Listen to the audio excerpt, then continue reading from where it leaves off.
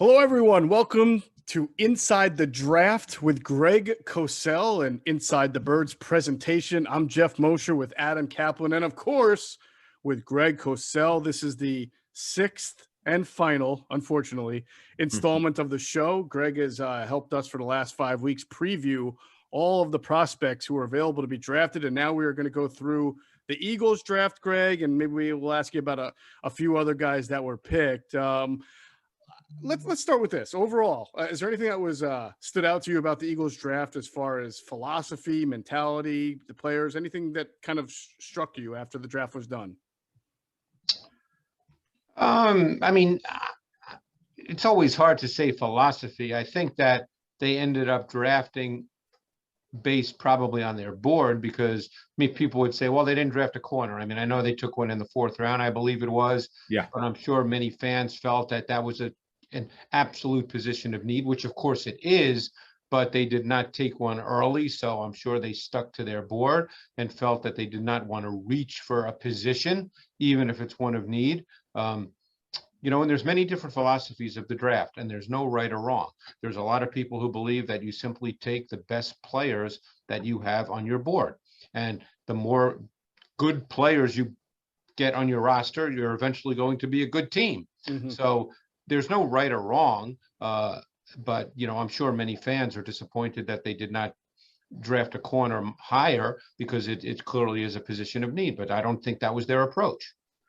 Greg, looking at their first pick with DeVonta Smith, and now they have Rager last year, Fulgham comes back, Hightower, Watkins, and Goddard. I know you've always liked Goddard. What could this passing game look like, particularly at those skill positions? Pretty good. I mean, look, DeVonta Smith is a really talented guy. The only thing we ever discussed about Smith was how you feel about 166 pounds.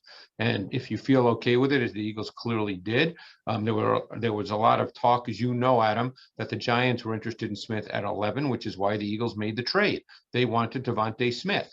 Like I said, there's really nothing not to like about DeVonta Smith in terms of his receiving traits.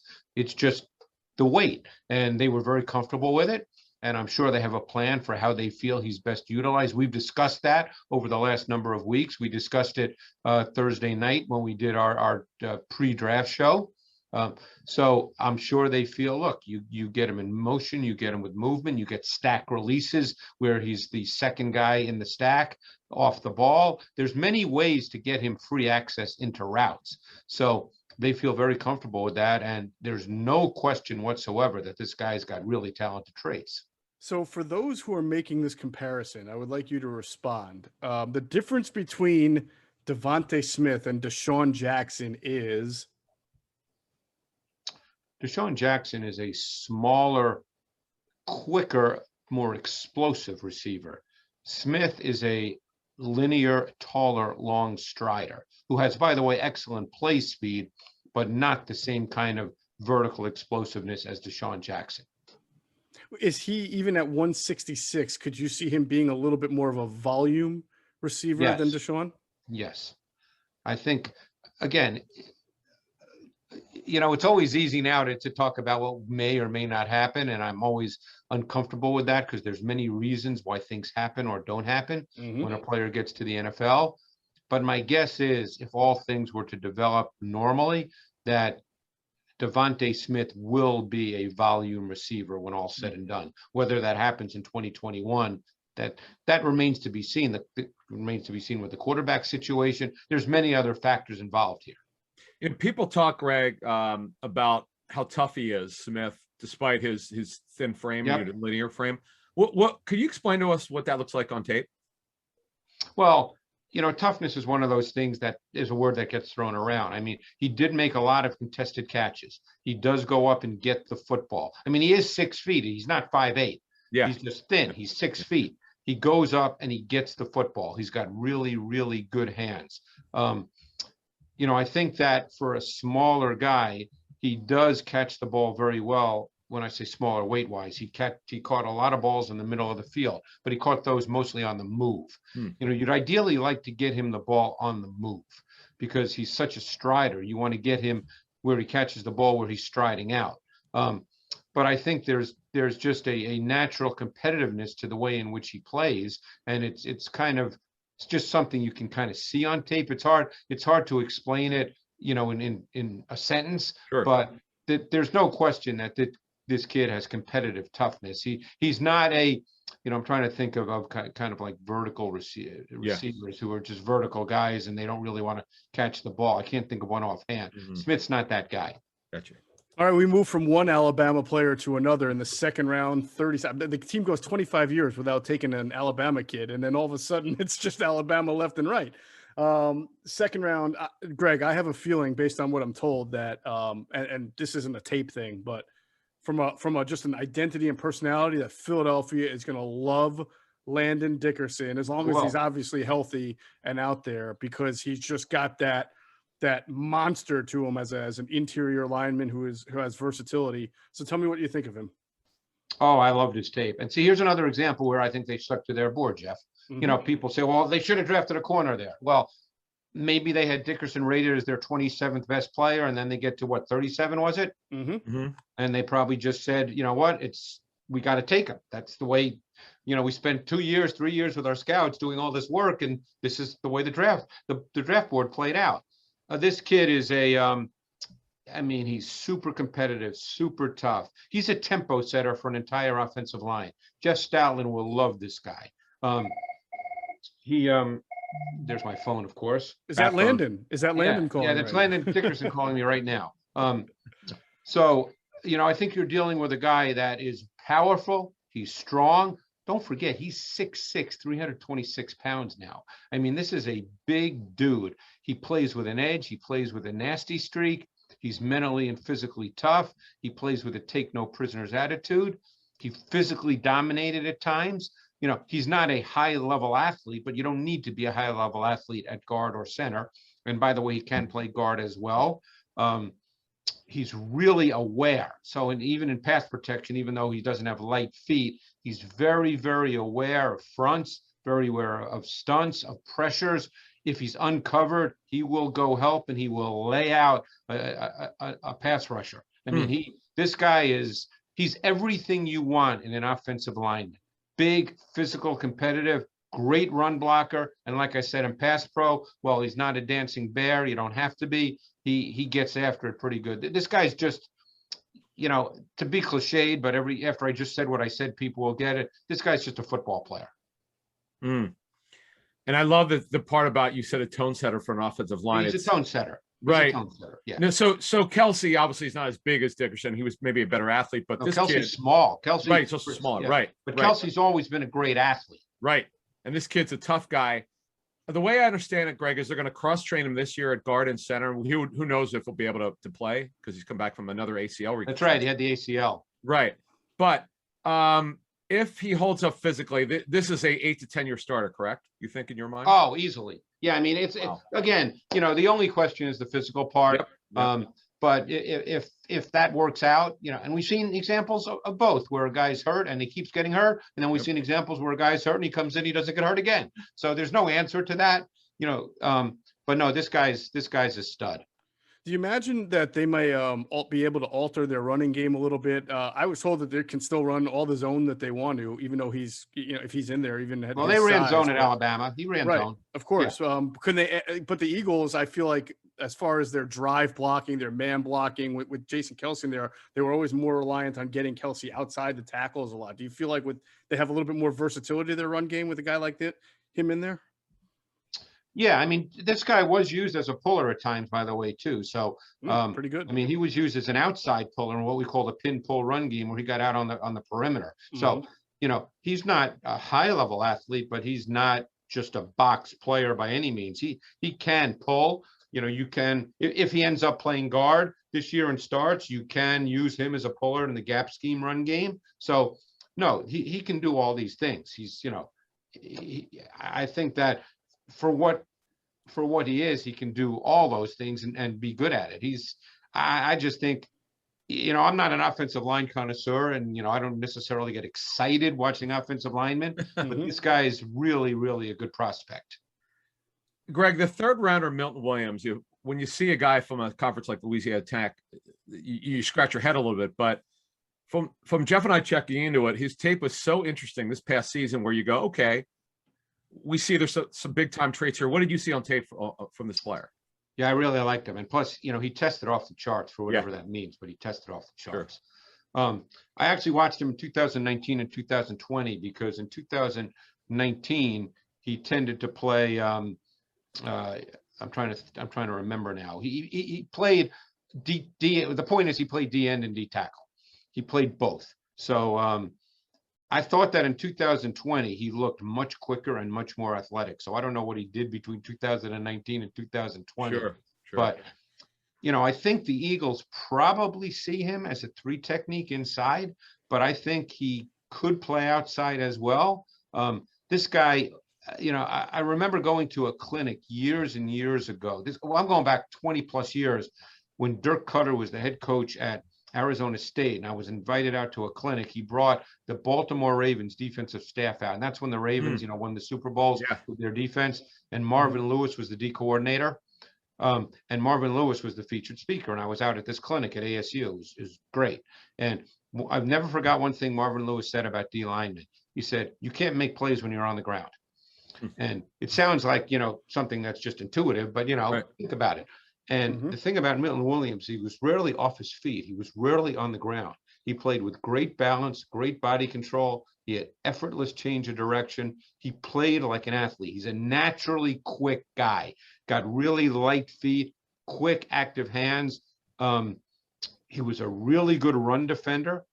He controlled and displaced O-linemen, and he maintained his balance, as I said. I think that I would say that he's not twitchy as a pass rusher, but I think there's a lot to develop there. I think that there's much to be unlocked as a pass rusher.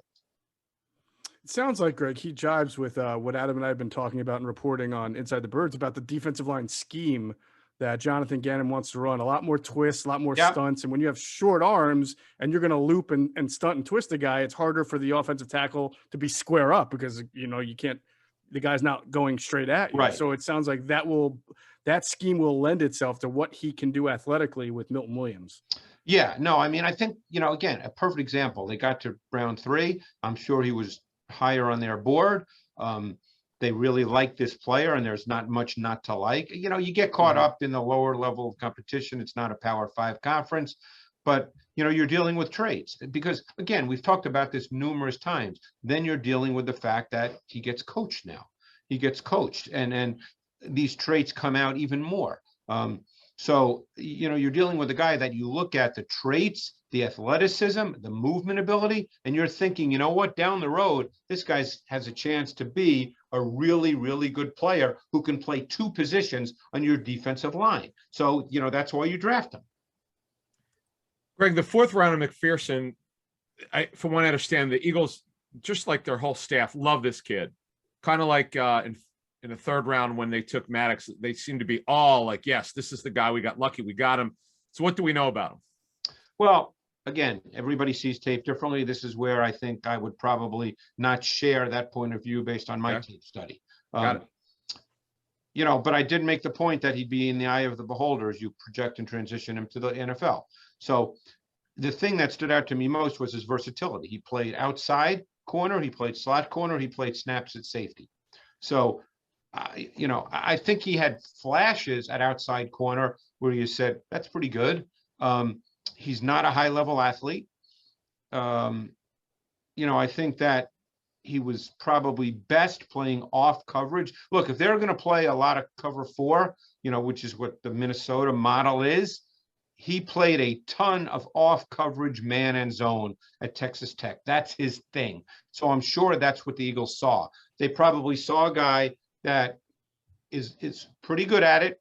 You can teach him more. Doesn't matter that he's not a super high level athlete.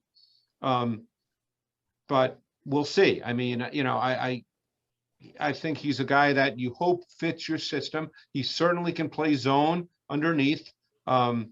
If you want to move him inside. So I don't know how they see him. That's the thing that when they drafted him, I didn't know. I didn't know if they see him as an outside corner or a slot corner. My guess is, Adam, and maybe you've spoken to someone, I would think they see him as an outside corner. Oh, definitely outside. Yeah. Yeah. So, again, like I said, different people can look at tape and see different things, and they know him better than I. Obviously, I'm just sitting in my office, Gotcha. but watching tape. I'm sure they spoke to him. I'm sure they have far more. I know they have far more information than I do. I'm just being honest based on what I saw on tape. He's not sudden. He's not explosive. He's kind of measured and methodical. There'll be questions about his long speed to run with vertical routes. I thought he was a little segmented and sticky in his movement. But he also had a couple of plays, some snaps where you went, wow, he did that really, really well. So I'm sure they feel that they can get him to do that really, really well more often. So on the whole cornerback position in general, Greg, I mean, there were only, after the Eagles took Dickerson, I believe only 2 cornerbacks went in the second round after. That was Asante Samuel and the kid from Kentucky, Kelvin Joseph. Right. I forget who went in the third round, but I know Benjamin St. Juste did from Minnesota. St. Juste, yeah, also. Did you have any questions about any of those guys and their ability to be an outside corner? Because I heard some people thought Asante would be better maybe as a nickel corner in the slot, and maybe that's because he's 5'10", 180. So there's it's all these things are discussions in draft meetings. There's no right or wrong answer here. People immediately make these bold, controversial statements. There's no right or wrong answer. They're discussions, and then it's how you feel when you get through the discussion. Maybe Asante Samuel can play outside and be great at it. Maybe you feel based on your background and where you've been as a coach that, hey, 5'10", 180 ain't going to cut it in this league on the outside. Those are all philosophy things, Jeff, as you know. Now once the guy plays, everybody thinks they're a genius because he's either going to be good or not good. And whatever he is, people will then act like they knew all this before. We all know how that goes. It's a philosophy discussion. There you go. All right, we'll move on to the 5th round pick, Kenneth Gainwell, although I think your opinion on him is well documented from this show already. And a perfect example just of what I was saying, you guys know, how many times did I say that he's not Alvin Kamara in terms of his actual athletic skill set, but that he can be deployed in an offense like Alvin Kamara. Right. So what do people hear? They hear he's Alvin Kamara.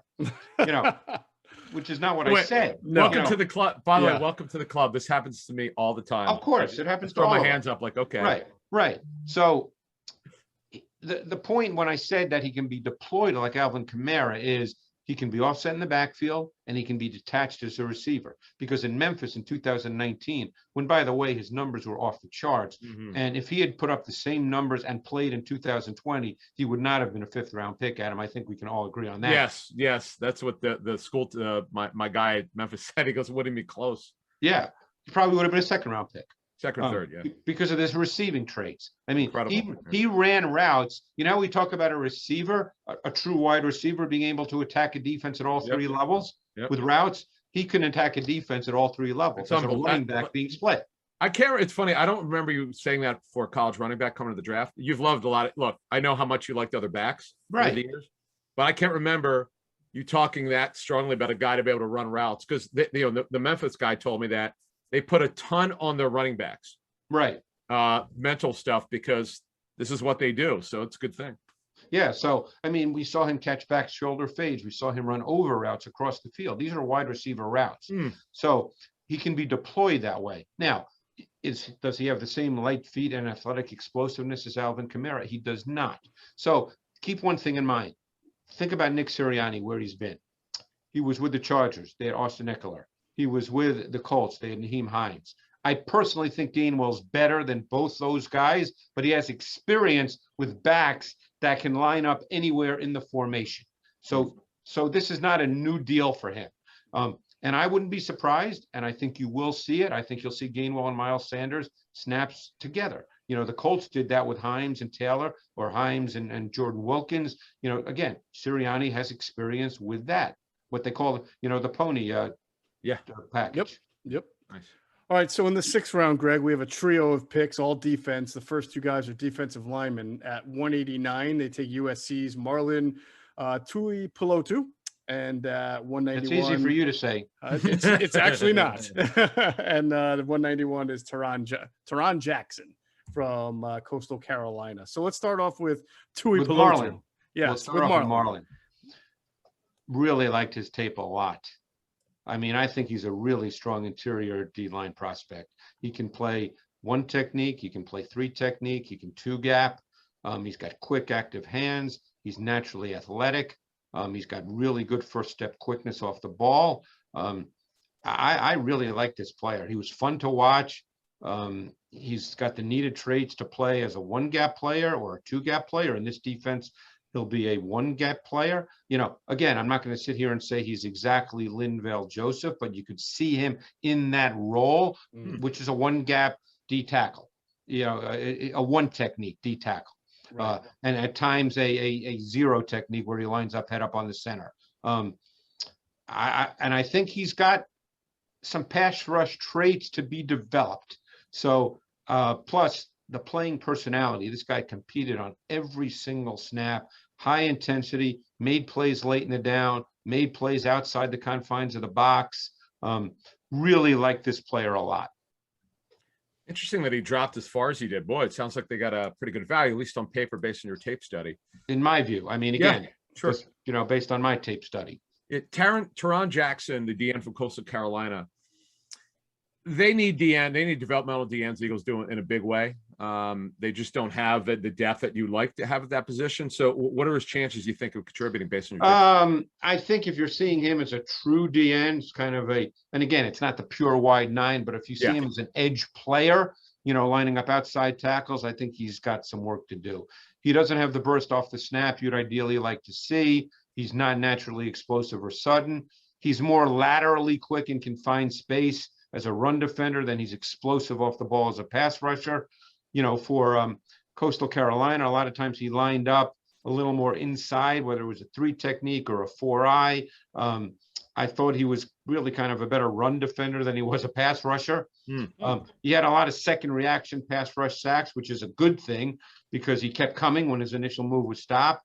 But I don't think this guy right now is an edge pass rusher. I think this guy, that's why he was drafted where he was. We're getting to that point in the draft. I mean, if he was, he wouldn't have been, what are we in the 5th round now, Jeff? Sixth round. Sixth. Yeah. I mean, if he was what I said he didn't have, if he had all that, he would have been a 3rd round pick. There you go. So is there maybe, I'm trying to figure out how they can try to then capitalize on what he does well. I mean, you said better run defender or not a great edge. I mean, is he a nickel kind of interior rusher perhaps, or a joker, a stand-up guy that maybe moves around? He didn't do that in college, but maybe you move him inside, even though he's only 254. I think when you're rushing the quarterback, you know, that doesn't matter for the most part if in a sub front. You know, he clearly had, I mean, he was much quicker than guards, but he wasn't bursty as an edge rusher.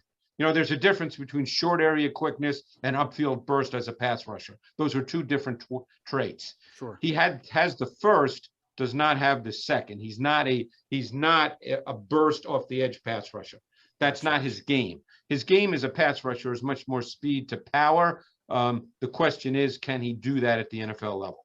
Sure. Okay. Tell us about the final 6th round pick, Jacoby Stevens. He played safety at LSU. The Eagles listed him as a linebacker, which is very smart.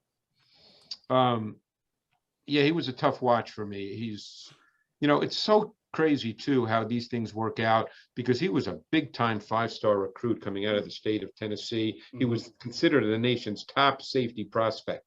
I think his weight fluctuated a lot at LSU. When I watched his senior tape, he looked to me like he weighed 230. Then he went to the Senior Bowl, and I think he weighed 216, and then he was 212 at his pro day. So I don't know. Maybe he gets a little quicker, but he did not. He clearly had athletic limitations when you watched his 2020 tape. So he was, you know, I think if they want to make him a linebacker and get him back up to 230, maybe that's a good idea. He doesn't have great change of direction. He doesn't have range to play on the back end, but as a linebacker, we wouldn't have to worry about that. So we'll see. I saw him based on his 2020 tape as a developmental prospect who must earn his stripes as a core special teams player before he has any chance to become more than that. But again, we're in the 7th round, right? Yeah, no, he's the last pick. He's their last pick of the 6th round. But so that's what you're dealing with. Right. They have warts in the last couple rounds. That's yeah. So I mean, what I'm saying is not a knock on the. There's a reason he was drafted where Right. The tape tells you the reason he was drafted where he was. Sure. This is not a personal opinion. Right. The tape tells you. The tape tells you why. Their last pick, Patrick Johnson, who's an outside linebacker out of Tulane. I had a guy that from another team actually text me after the pick was made. He goes, "Listen, he's a last round pick, but he's exactly what you're looking for because he can rush the passer. He's got a little bit of burst." What did you see, Greg, from the tape? I really like this kid. There you go. I think, I would never have expected a base 4-3 team to draft this kid. Really? Unless you're just going to use him make him an edge pass rusher yourself. Right. Which, by the way, I think he is. I think, he reminded me of, and by the way, the player I'm about to mention spent his first 3-4 years in the league being essentially a backup before he became a really good player. He reminds me of Shaq Barrett. Wow. So yeah, but I mean, you say that now. But I know. Keep in mind that when Shaq Barrett came out, he was not a high pick. He wasn't drafted, as a matter of fact. That's right. I don't believe he was drafted, right? Nope. So there you go. So now we think of Shaq Barrett. I said, he reminds me of Shaq Barrett. People probably say, you're an idiot. Well, Shaq Barrett wasn't drafted. And for 4 years, he was kind of a rotational backup player. Yep. So this guy reminds me of Shaq Barrett. Shaq Barrett weighs probably 5-8 pounds more, but they're the same height. This kid has natural quickness off the ball. And by the way, Shaq Barrett's playing as a 4-3 DN. So from what I've heard, the Eagles are thinking about making this guy a linebacker. I don't know. That's their call. They know him more than I do. But what his tape shows is a pass rusher that's got natural quickness both off the ball and at the point of contact. He's got hand usage. He's got flexibility. He challenged the edge with burst and velocity. He flattened. He closed with speed. I really like this guy. I thought this kid was very similar to a kid who got drafted in the 3rd round, Malcolm Kuntz from Buffalo. I thought they were similar type prospects, and Kuntz was a 3rd round pick. So obviously the teams in the league didn't share my point of view. That's okay. But that's what I really like this kid. He had good traits, and he had a relentless competitiveness and urgency to the way in which he played. So they drafted 9 players, 6 defensive, 3 offensive, and we all would agree. It sounds like, for the most part, that we could tell, they kind of stuck with the board. They let the board fall where they did, and they filled some needs. I love, because we talked about Kenny Gainwell for weeks, and all of a sudden he's there in the 5th round. I was not expecting it, but one thing I do want to ask you about him, and you talked about Miles Sanders potentially playing on maybe there's be some stats where they play together. What else other than run? Did you see Gainwell in pass pro by any chance? You know what? I didn't study that in detail, so I can't. Okay. Because that's the thing, as you know, Greg and Jeff, to get on the field as a rookie running back, you must be able to protect. And that's the one thing that you just don't know, because you only had the 1 season of real football, right? 2 years ago. That's a challenge. But Jeff, I'll tell you what, you and I did these post-draft shows last year, and we were like, okay, there's something wrong here. This team didn't follow the board that they should have. This is the first time in 3 years where I feel like, I think they followed their board. I mean, that would make sense because they clearly did not draft for quote unquote need. They drafted, I'm sure, the players that they had rated the highest when it got to their turn to pick. Yeah. And like I said, now it's a philosophy, and there's no right or wrong. We'll see how it all plays out. I mean, it's easy. We don't know. First of all, we don't know how they had corners evaluated. We don't know the answer to that. Right. Fans think they know the answer to that, but believe it or not, we don't know the answer to that. There you go. All right. You talked about addressing needs versus not, but I wanted to take a look really quickly. We wanted to go through the NFC East with you. The Cowboys had a bad defense last year, and their first 6 picks, Greg, were on the defensive side of the ball. Micah Parsons, Kelvin Joseph, Osa. Somebody help me out. Odigizua, thank you. Chauncey Golston and Sean Wright, and then Jabril Cox, of course. So, anything about their picks there stand out to you as far as the Parsons, Joseph, Odigizua picks? Well, Parsons is just a stud. I mean, people can debate the linebacker value and all. You get caught up in that value conversation, which is also a philosophy discussion. But Parsons is a stud, so, and the thing is, Parsons can rush the quarterback. So people can, say he's a linebacker, and he is, but and then I do, he's going to play in your sub as well. Now, again, I can't sit here and say he's going to play week 1 in your sub. Who knows? But the point is he can rush. I think I mentioned this when we did one of our previous shows, that he was actually recruited out of high school as a pass rusher. He played defensive end in high school, and he was recruited as a pass rusher by a lot of schools. So he has a lot of experience doing that in his background. He's not a hard evaluation, Micah Parsons. He's a stud. Right. Then the Joseph kid has first round traits, no question. He's an LSU kid. He got basically kicked out of LSU. There's some stuff in his background. I'm sure some teams probably maybe didn't even have him on their board. Who knows? Adam may know more about that, but I mean, he's had issues, but he's got first round traits. He's a really good corner prospect. And I didn't see the UCLA kid. I missed him, but they drafted Jabril Cox. Yep. He's a sub package player. He's a linebacker who basically matched up to tight ends, wide receivers. He matched up to everybody at LSU. He's not a true stack backer. He's not going to play in your base. He's not a physical kid. Doesn't really want to be involved in that.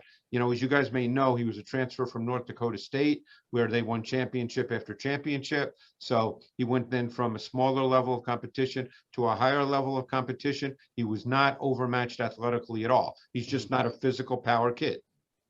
Giants draft, I did want to ask you about 2 players, because the Giants forever seemingly have not been able to get that outside linebacker who could be a factor, because that's the one issue they've had on defense. Now they get Ojulari. Greg, how well do you think he'll fit in with the Giants? Yeah, I really, we talked about him in our pre-draft show. Another kid, I think this kid knows how to rush the quarterback. Mm-hmm. I don't, to me, and again, I'm just giving you my opinion based on tape study. I don't care whether he weighs, 249 or 258. To me, it doesn't matter. I mean, this kid really has tremendous flexibility at the top of the pass rush arc. He's got great balance and body control. I mean, to me, his balance and body control is absolutely high level, and that allowed him to clear the edge without sacrificing velocity or speed. I just think this kid's a really good player. He's got really long arms, a tremendous wingspan, really good athlete. You wouldn't call him truly sudden in the way you think of, let's say, a Von Miller is sudden, Sure. But this kid can rush the quarterback. And I think that, he played off O-line blocks really well. I mean, one thing he did really well is when teams ran power and they brought that offensive guard across the formation, to block him, he really took that on with power and force, and he's held his ground and squeezed it. I mean, this kid's just a really good. I thought this was, again, I'm not going to get caught up in value, and where this kid's just a good football player and a really good pick for the Giants. And they took the cornerback right after the Eagles took Williams, right? Aaron Robinson from correct. Yeah, that's who I want to talk about. Because got a lot of split opinions on him. Greg, what do you think of his tape coming in? I liked his tape. I mean, he's another kid who was fun to watch. His kid is hyper competitive. He played both inside and outside, more inside in the slot. I think that's what he'll be in the NFL. Incredible aggressiveness, physical, embrace the contact nature of the game. I think he's a good player. I mean, he doesn't have top end speed, but he played fast. I think inside that's less of a concern than on the outside. Could get a little grabby at times. That needs to be worked through. But he's another kid who brings an attitude. I mean, you're talking the Giants drafted him, right? Yep. Yes. So you're talking about a guy that's probably a Joe Judge kind of player, because this kid lays it out there. I mean, the only issue is I don't know how they see him, because I thought Darnay Holmes played really well in the slot for them as a rookie this past year. So maybe they see Robinson playing snaps on the outside. They still have Bradbury, so they could see Robinson as an outside corner. He does have experience there. So Washington, I thought, did really well early. Their first 4 picks, I was like, wow, I thought they nailed it. Your guy, Jamin Davis. They need a left tackle in Cosme. You mentioned St. Juste earlier, and Diami Brown, who's a pretty explosive receiver. So 2 guys I want to talk about. Do you think Cosme could play left tackle, be a starting left tackle day 1 for Washington, based on your tape study? I don't know. Okay. I mean, I think he's going to have to get a little stronger. Yeah, that's why I asked. with more physicality, but he's Okay. got all the athletic traits that you would want. I mean, and he's long. I mean, this guy truly is long. He's 6'6", he's 314, he's athletic. His arm length isn't great, but it's good enough. It's over 33. I think, he needs some mass to him. Now, that doesn't mean more weight. He just, I don't know what that means. I'm not a strength and conditioning guy. Right. So I don't know the answer to that. But I don't think there was a ton of physical presence to his play. Got He it. played a finesse game more than a power game. And he didn't play with a ton of power. So, I think he needs to be taught some things. I think he needs to be taught how to kick slide more effectively, which is critical in the NFL. My sense watching the Texas tape was that he wasn't really taught how to do that. And college pass games are different than NFL pass games. So, I think he'll struggle at times with speed to power, but he's definitely athletic. He's long. He has those kinds of traits. So when you ask me about day one, I don't know. Gotcha. So much now depends on how he's coached between now and then. All right, but St. Just, I think, was their 4th round pick, and Diana like Brown, St. or one way or another, they took home those 2 guys. You like Yep. those guys? I like Benny St. Just. Yeah. Mhm. Somehow I bet he's not called that. Benny? Nah, probably not. Ben. Yeah. Benjamin St. Just, right. Yeah. I like St. Just. He's over 6'3". He's got, look, you're dealing with elite size and length. There's not a lot of 6'3" corners. He's got a lean, linear body. He's a smooth, fluid athlete. I mean, you wouldn't call him sudden and explosive, but 6'3" plus corners are not sudden and explosive. Right. Does he have great transitional quickness? No. Could you look at his long speed and say, maybe? You could. But what he brings to the party is that rare length. I mean, plus he is a good athlete. I mean, I think that, you always think of the Seahawks. Obviously, the Seahawks didn't draft him. Washington did, but you think the Seahawks when you think of big, long corners. Sure. But I think he's a good prospect. I was not surprised when he was chosen in the draft. Right. I mean, with that pass rush, you talk about the Seahawks, with the pass rush that Washington have, his long speed probably won't be too much of an issue as long as the guys and again, I think he can play in any scheme. So I think that he's not specific to, you got to play man, you got to play zone. I think he can play in any scheme. Awesome. All right, Greg. Well, Inside the Draft with Greg Cosell has reached its end. I imagine this will not be the last for you with Inside the Birds. I hope not. I hope not, Jeff. No. I don't think it will be. It won't be. It won't be. But it is definitely the end of this show. We can't thank you enough. I mean, it's because I can make this stuff up with the best of them. You are the best at it. I don't know how you do it. Yeah, I just make this stuff up as I go. I know. People really think that all you do is grind tape and you just sit in that office all day and play video games. You know what, Jeff? That's all I've done since about last August 15th with the NFL and college. Well, you need to go get some rest. So what do you do now, Greg, now that the draft Well, is now over? I actually have to do an NFL films project, so I'm not going to be watching tape for the next month. Are those the yearbooks? What do you Yeah, work I'm on? doing one of the yearbooks. Okay, cool. Doing the Atlanta Falcons. They always give me a new coach, new approach. All right. Film, Nice. so Cool. Nice. But I found out I've got a lot more vacation than I thought I had, because apparently it was accrued from last year with the whole pandemic issue. Yes. So since I'm not going anywhere, and since I'm not going to sit in my house, for 8 hours a day doing nothing, I love to read, but you can't read for 10 hours a day. I will actually come in the office and I'll start watching tape probably around June 15th, and I'll probably be a combination of NFL and college tape as I started looking at college guys for next year and NFL guys for the matchup show. With NFL, I started looking at scheme more than individual players.